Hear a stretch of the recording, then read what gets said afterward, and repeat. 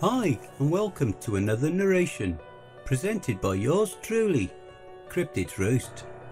Let's just take a moment's silence for all the haters, Karens and the trolls. That's enough. Be sure to check out the blooper reel at the end of the video, which is then followed by the end screen, where you will find more videos listed. So grab your coffee, sit back and enjoy the show. And don't forget, where fear is, happiness is not. Hostages of Fear. This awesome story is written by Corpse Child. Be sure to check out Corpse's new book, Damned Whispers. It is available both as a Kindle ebook and also in paperback. 13 chilling anecdotes, 13 reasons that you'll never sleep again. The Amazon link to that book will also be listed below in the description. My body trembled. I didn't see the flashes of the barrel, nor the two bodies that hit the floor almost instantly. I only heard them, dropping with a resounding thud just in front of the exit. That made 4 dead now, all shot at point blank range. I slowly looked up from the ground, being met with the agonised face of one of them. It was still frozen in an expression of fright as he twitched and writhed. I'd heard them too, screaming and crying out right before he shot them. Beside me was the teller who'd been making my withdrawal, now shaking much more violently than I was, and I could hear her sobbing. She was the first scream when he first drew his gun. That was when he opened fire, shooting the first 2. I'm sure the first was meant for her, but she ducked down just before he got the shot off, causing the bullets to hit the man behind her. Then I dropped down and the man opened fire again at the other man, who let out a choked scream. That's when the 2 others ran for the exit, only to be stopped by bullets to the back. For a moment everything was quiet, save for the sounds of the man's footsteps strolling up and down the front area like a prison warden. The silence was broken when I heard a woman shouting, "Please, don't do this! I have a..." I looked up to see him hunched over the body of another teller. She was still alive, writhing and convulsing. Eventually her body relaxed and she was still lifeless. He then turned in the direction of me and my teller. His face was calm. It wasn't crazed or angry or even afraid. He was smiling. Not like a maniac, but like how your friend would at you. He appeared calm, gentle, and almost warm and inviting in a way. This only terrified me more. I didn't know what to expect here, but I was afraid to move or scream, seeing what happened with the others. "It's okay," he announced in that same gentle tone that matched the look on his face. "Don't be afraid. I've come to save you." He started in my direction, still smiling. I slowly put my hands up and took a deep breath. "Keep calm," I said to myself. He was about a foot or 2 away when he stopped and raised his gun. I was about to duck back down when I noticed that the gun wasn't pointed at me. That's when the teller shrieked and I saw the barrel flash as the shot rang out. Despite the adrenaline pushing me at that moment, I stood still. The bullet missed the teller's head by a ½ inch and she was frantically scrambling away on her hands and knees while he was cocking his gun for another shot. "Wait!" I exclaimed, positioning myself directly in front of the barrel. His head cocked to the side and his smile dropped a little, looking more like he was pondering something he found interesting. "Look, let's talk, okay? Just you and me." His warm smile returned, and he chuckled amusedly. "What is your name, child?" he said, sounding gentle and welcoming. "I'm Violet." He chuckled again. "That's a very pretty name for a very pretty girl." He lowered the gun and I took baby steps towards him. "What's your name?" I asked, slowly inching my way towards him. I figured as long as I kept him talking, he'd keep his guard down and I'd be able to make it to him without getting shot. What I was going to do once I did though, I wasn't sure yet. I had to just act in the moment and hope for the best. Luckily for me, he wasn't a big guy. Actually, he was extremely gaunt and his skin was almost deathly pale. He looked sick. I thought this might at least give me a slim hope of disarming him or something once I reached him, despite knowing nothing of fighting or any real big self-defense tactics at the time. Just a swift kick to his... "Gabriel," he said softly. "My name is Gabriel, and I've come to save you all." I inched closer to him. Save us from what? I was about 2 feet from him now. He looked up at the ceiling. I took a few more steps, readying to either kick him in the groin or move out of the way again when I stopped, him looking back to me and raising his gun. Before I could react, I saw him turn and shoot the teller off to my right. I looked to see that the bullet hit her straight in the midsection of her back. "I've come to save you from that," he declared, pointing the gun back to me. The teller's body was still twitching. I was about to rush to her when he aimed the gun at me again. "Look, she's still alive," I cried. "You have to let me help her." He looked over to her and said, "No, child. She is not alive. She's not been alive for a long time now. None of them have." He looked around at the bodies of the others sprawled across the floor. "But they're free now." Free? I wondered. What the hell does he mean by... Panic shot through me when I saw him then turn the gun in the direction of a woman who was huddling her little boy close to her chest. He walked closer to them. I heard the woman choke out a squeal as she hugged the child closer to her body. When he reached them, he knelt down and reached out towards the little boy's face, attempting to stroke his cheek. When the child turned and burrowed his face into his mother's chest, Gabriel stood up again and sighed. His face was saddened, like the child's reaction had somehow hurt him on some emotional level. Still wearing this expression, he cocked his gun again and aimed it towards them. "Not even the young were spared." This time I rushed him. I'd already let the teller and the others die.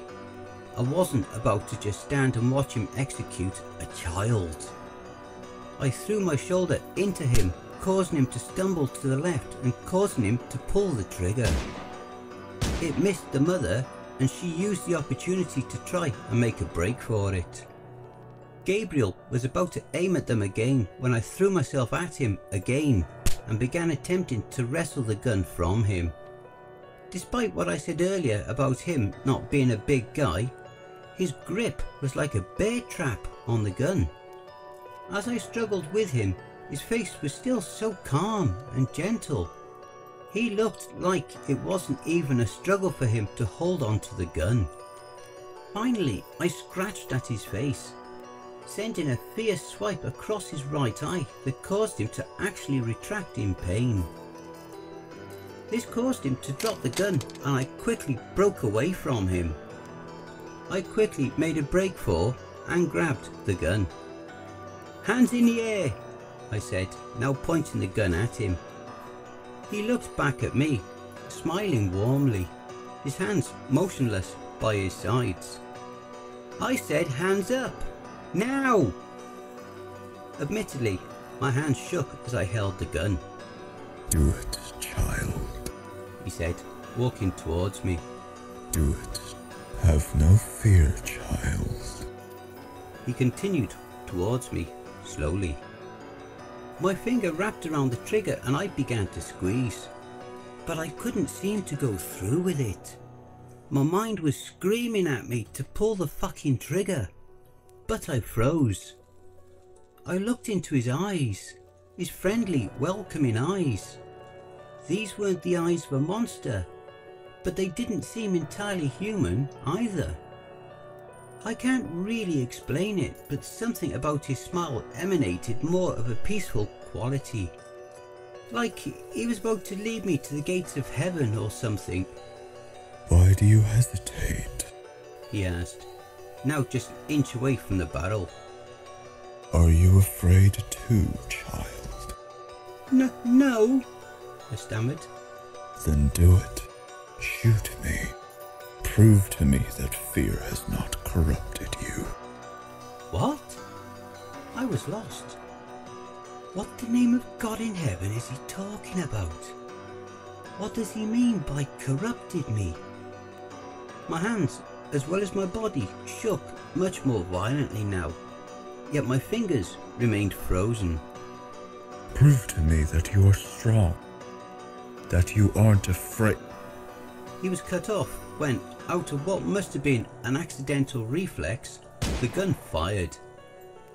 I closed my eyes in shock. The shot resonated all through the walls. Oh my God, I did it. I killed him. Opening my eyes, I saw that he was still standing. He was leaning back, having been pushed back by the force of the shot, but he still stood. That's when I noticed he wasn't bleeding from the hole centered directly in the middle of his chest. How in the hell? For another half minute or so, his body remained frozen in that pose before beginning to twitch violently. It wasn't like the convulsions one would experience during cardiac arrest or anything like that, like you'd expect from someone who'd been shot. Instead, his seizures appeared to speed up until they convulsed at an almost supersonic level. That's when his head, still seizing, snapped up and looked dead at me. His eyes were two burning white orbs that each glowed like tiny suns in his sockets. His mouth opened and I heard him start speaking in these indistinct whispers. They sounded snake-like, being almost raspy and sounding like what most people think a ghost would sound like. Then, from inside his mouth, I saw the same bright glow coming from his mouth. My eyes started to burn and I had to turn away. "Be not afraid, my child." His voice boomed in my ears. I slowly opened my eyes to find that everything was grey. What I mean by this is that the room looked the same. The lobby area of the bank, except now the colour was gone. Everything was just a blank outline of what the room was before. When I turned around though, Gabriel's body was almost completely different. He didn't look like the lanky 5'7.5" tall man with a warm smile anymore. He didn't even look like a freaking person. Inside there was a blazing aura in the general shape of a man standing in front of me with long wispy tendrils of light coiling from his back. My heart stopped. My jaw dropped and I couldn't make a sound. The thing that was Gabriel moved towards me, gliding weightlessly through the air. I raised the gun again, acting out of a dormant instinct. I sent 3 more rounds into its chest. but it continued towards me, not affected in the slightest. Lower your weapon, the voice boomed. You have proven yourself to me. Proven myself? I stammered, now finding the strength to speak. What the hell? Who? What are you? My mind and my heart were racing, completely overclocked with what was happening. I told you, I am Gabriel. I was the one that was sent to save you all. Save me? From what? From fear. Fear is what keeps you as a slave. I didn't know what to say or do next. I wanted to empty the rest of the magazine into him, but at the same time, aside from the already established fact that apparently Glock rounds had no effect on him, I wanted answers. What are you talking about? A slave to what? He raised one of his arms and pointed it to the ceiling. From above, I could see what looked like thousands of thin white strands coming down from a small white oval shape that circled overhead. What the hell is that? He bellowed, cutting me off. Is your maker, your oppressor. God is the greatest puppet master of all. He keeps you alive only to be bound by an existence of fear. He uses fear to keep you all in line. What are these? I asked, looking at the strands. You're his puppets, and those are your strings. Your fear doesn't allow you to see them. He forces you to be this way. That is why I am here. I have come to set you all free. Setting us free? I cried. You murdered them! Innocent fucking people! How the fuck is that setting us free? I told you they were never alive, but they can be now, forever free from his bonds. My head actually started aching. What did he mean by they were never alive? How can they be alive now? He passed his other arm around the room. Look at them. I looked around to see the bodies of the others sprawled across the floor, all of them still twitching violently. They, like the rest of the lobby was now, were colourless.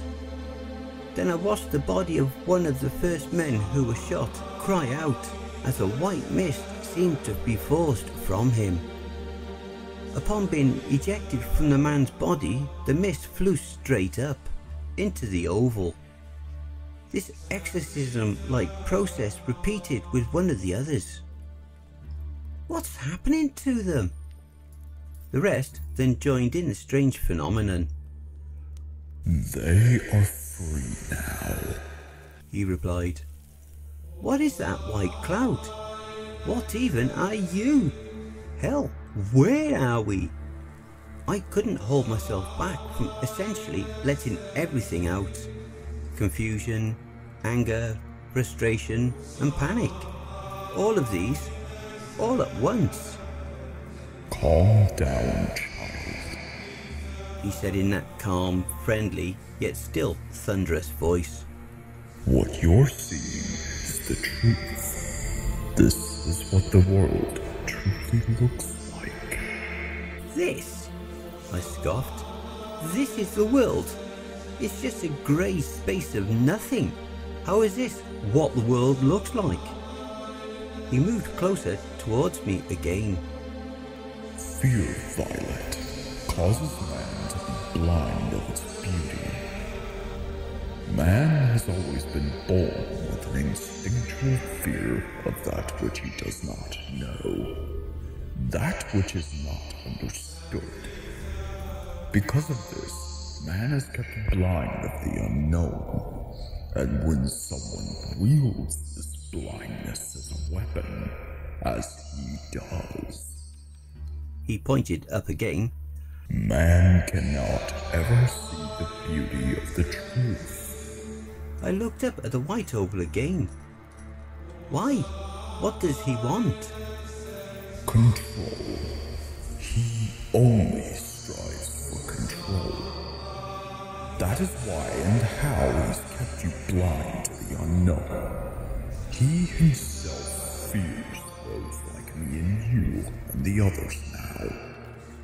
Those whose eyes have been opened to the potential of the unknown. He feared that man would be on equal footing with him, so he's kept you all bound by fear, hostages to your fear, essentially.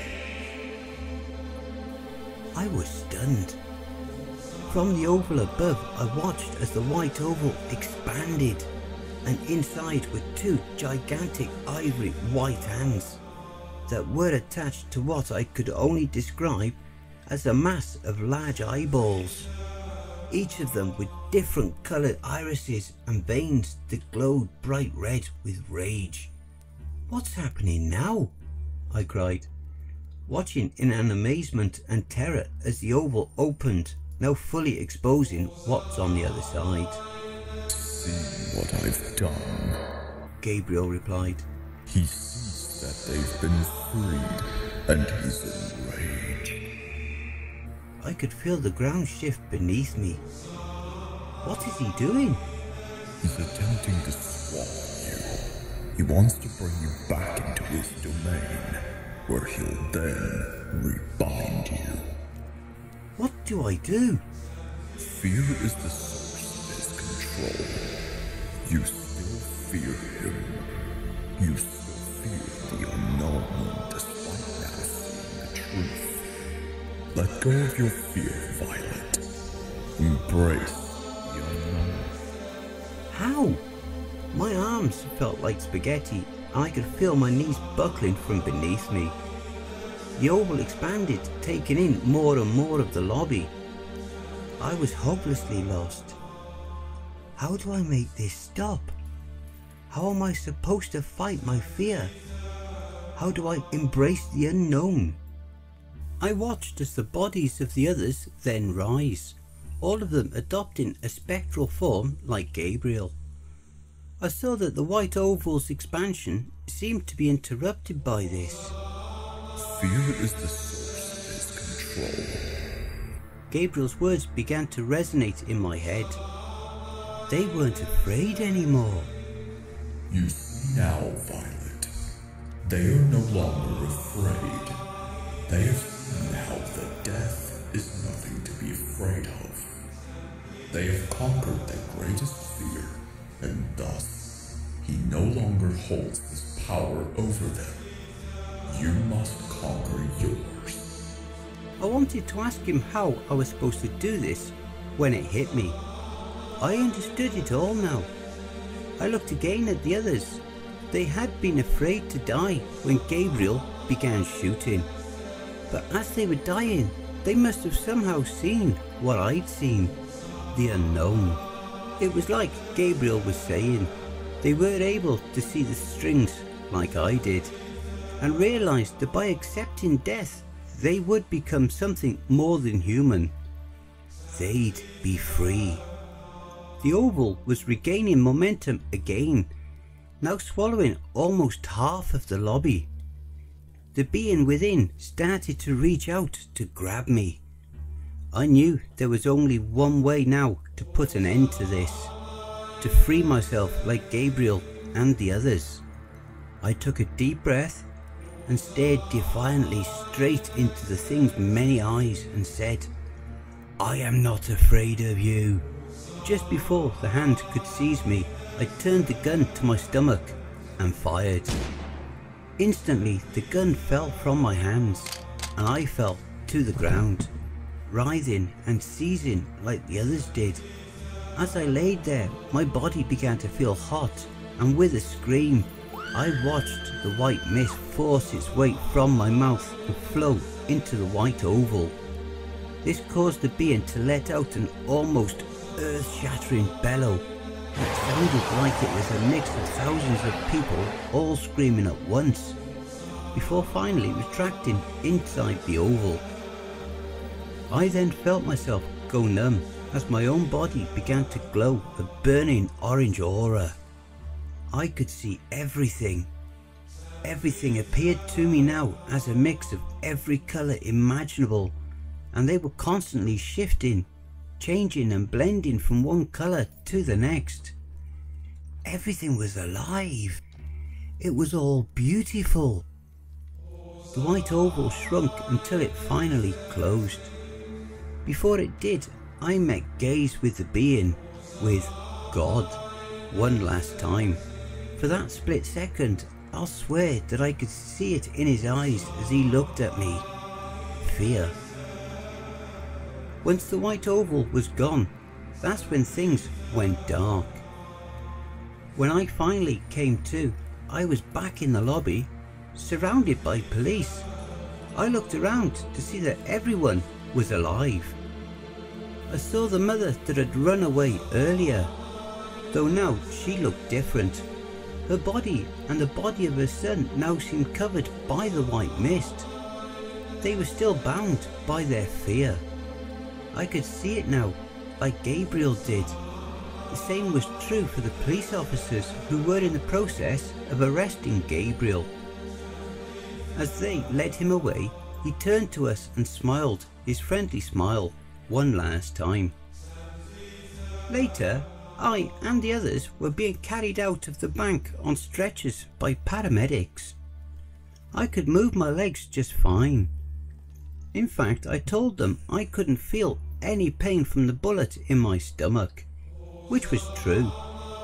I remember the look of shock they had when I was able to stand and pick myself up from the stretcher. The next thing I remember was being asked 1,000 questions as to what happened. How, despite all being shot, all of us were still alive and healthy. Not knowing what else to say, I told them the truth, or at least what I understood the truth to be. I knew he wouldn't understand it. How could he, or anybody else for that matter? They are still bound by fear. Eventually, they let me go, realising that I couldn't provide an explanation they'd understand. The incident was kept out of the news and the paper, cropping up only occasionally on social media with headlines of "Mass shooting in bank with unexplainable occurrence." I'd like to think these are others who've conquered the hold of fear like me, Gabriel and the others, speaking out the truth. That's why I'm writing this. I'm spreading the message, the truth, just as Gabriel did. Human beings are something far more than what we've known. We are something better, something elevated and beautiful that isn't meant to be contained or controlled. I know this now, and it knows, and because of this, it's afraid.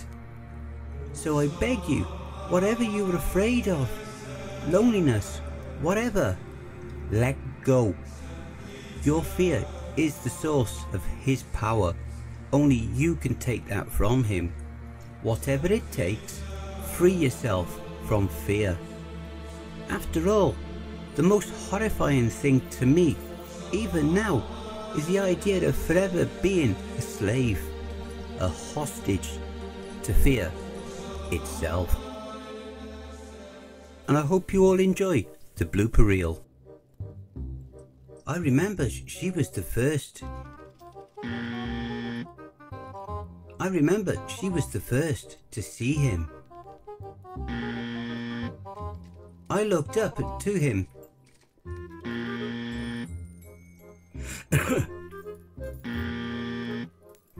They, like the rest of the lobby, were now. The oval was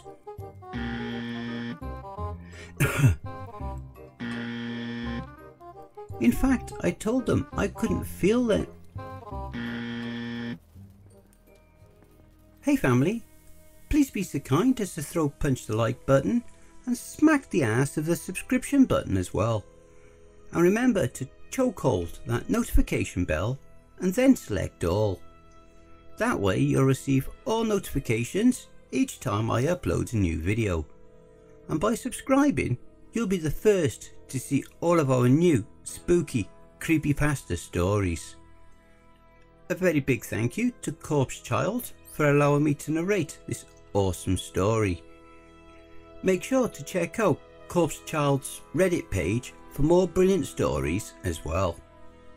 Be sure to check out the Corpse Child playlist here for more of their stories that I may have already narrated. I would just like to say a very big thank you to all of the authors that I have worked with and all the ones that I will work with in the future. So thank you all, my brothers and sisters. And why not hashtag cryptidsroost in your comments. A quick thank you to all of my Cryptids Roost community family too. We are now well on our journey to 1,000 subscribers. So please spread the word and help us to grow and expand. If you would like to support the channel and help make us grow, you can buy me a coffee with your donations, big or small, to buymeacoffee.com. You don't even need to register on that site to donate. You can also support us at Ko-Fi and BitChute. You can also follow us via our Facebook group, Twitter and Instagram. You can support us, donate via paypal.me/cryptidsroost. All relevant links will be below. And don't forget to check out the end screen, see above. That will also list some more videos in my back catalogue. Take care everyone, and I hope you all have a wonderful and peaceful night. And don't forget, where fear is, happiness. Not.